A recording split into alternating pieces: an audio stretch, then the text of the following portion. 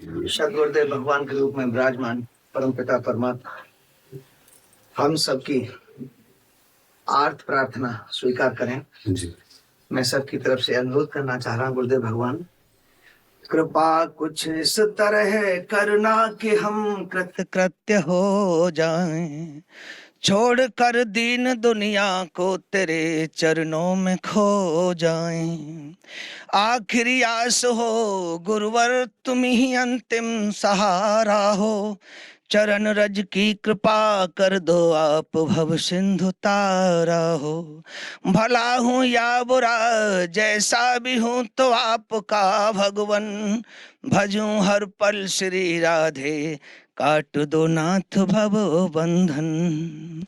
हे सदगुरुदेव भगवान, अपनी दया दृष्टि हमारे ऊपर बनाए, इन बच्चों के ऊपर बनाए, ऐसी अनुरोध ऐसी प्रार्थना। सब भगवत स्वरूप और भगवत कृपा से, ये बहुत कृपा है लाडली जी की जो आप वृंदावन में और यहाँ इस समय बैठे हैं।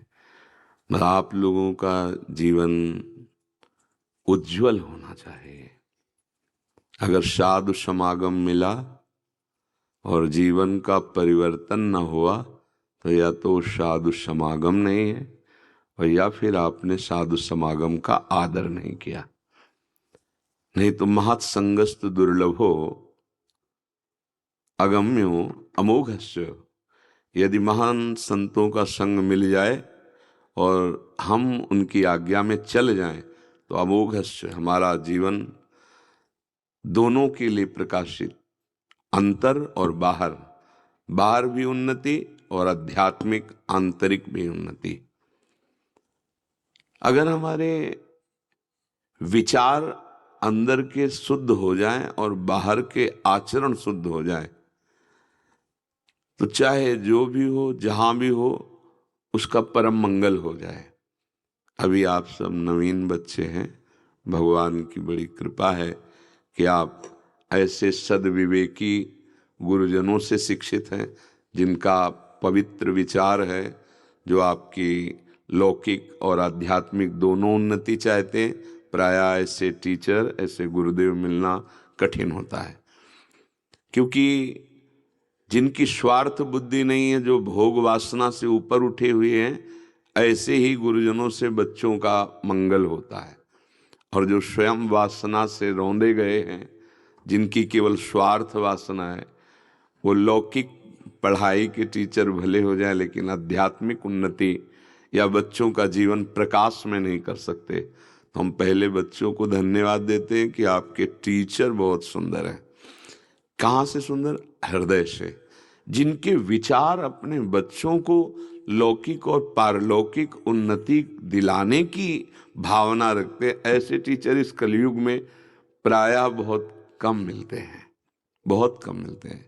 अब दूसरी बात, आपका जीवन सार्थक हो, इसलिए ज्यादा तो नहीं, बस दो बातें हमारी मान लेना, ज्यादा आप याद भी नहीं रख पाओगे। पहली बात ये कि आपका जब तक ब्याह न हो जाए तब तक आप अपने चरित्र को दूषित मत करना। ये हम हर बच्चों को उपदेश करते हैं, हर बार उपदेश करते हैं, बार बार इसलिए कि शायद ये बात तुम्हारे अंदर बैठ जाएगी तो तुम्हारी लौकिक उन्नति बहुत जोर की होने लगेगी। और एक कि चाहे आप 10 मिनट समय दें, नाम जप और सत्संग या शास्त्र स्वाध्याय ये जरूर होना चाहिए। गीता का एक श्लोक या भागवत का एक श्लोक या किसी महापुरुष के 10 मिनट सत्संग प्रवचन जरूर जीवन में सुनिए। 10 मिनट नाम जप कर लीजिए राधा राधा और 10 मिनट सत्संग सुन लीजिए, या स्वयं गीता जी का एक श्लोक का अर्थ पढ़ लीजिए या गुरुजनों से सुन लीजिए। शास्त्र स्वाध्याय या सत्संग, या इसलिए कि दोनों समान ही हैं, और नाम जप, ये आपकी बहुत जोर की हृदय पवित्रता के लिए, अध्यात्म उन्नति के लिए बहुत कार्य करेगा, बहुत पावरफुल है। संतवाणी, भगवदवाणी और नाम जप। अगर चरित्र ठीक नहीं है तो गीता पढ़ते हुए भी और नाम जप करते हुए भी आपकी बुद्धि पवित्र नहीं होगी। ये इसलिए कह रहा हूं कि चरित्रहीन अगर गीता कंठस्थ भी कर ले, हो सकता है कर ले, शास्त्र कंठस्थ भी कर ले, पर शास्त्रों का जो रहस्य है वो प्रकाशित नहीं होगा। वो प्रकाशित होता है चरित्रवान, सदाचार, जो जितेंद्रिय और संयमी है।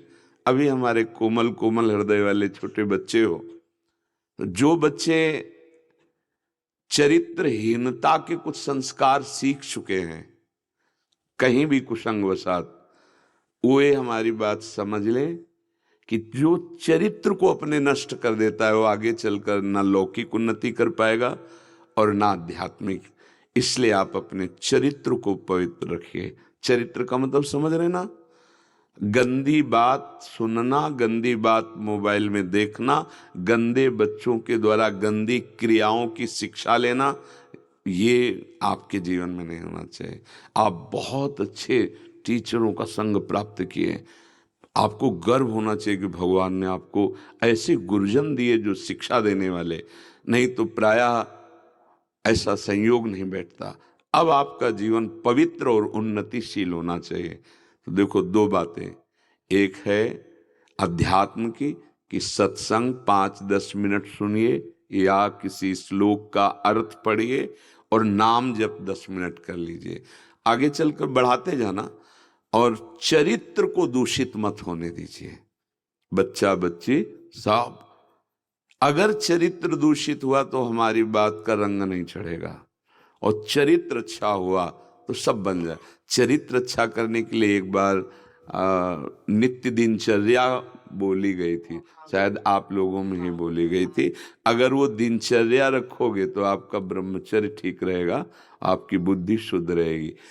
सारे बच्चे आपके द्वारा बताए हुए आदेश का पालन कर रहे हैं गुरुदेव भगवान, जी और इस तरीके से बच्चों की दिनचर्या की शुरुआत होती है। जी।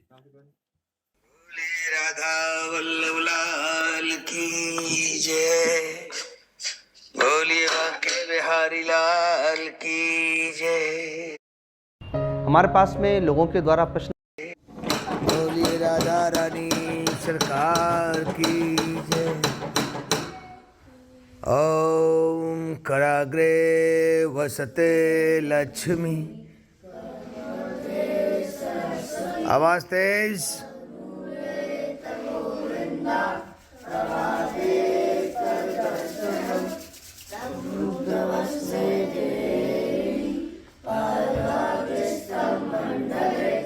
विष्णुपात्ने नमस्तोभ्यं, पादस्पर्शं क्षमस्व मे।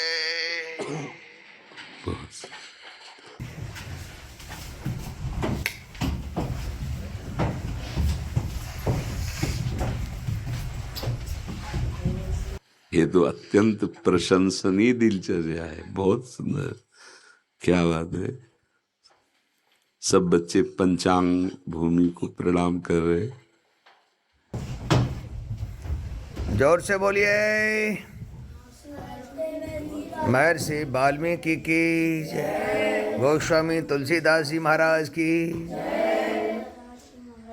जोर से बोलिए हरवंश महाप्रभु की, हरदास जी महाराज की। ये तो बहुत सुंदर, हाँ 5 भक्तों का बहुत सुंदर।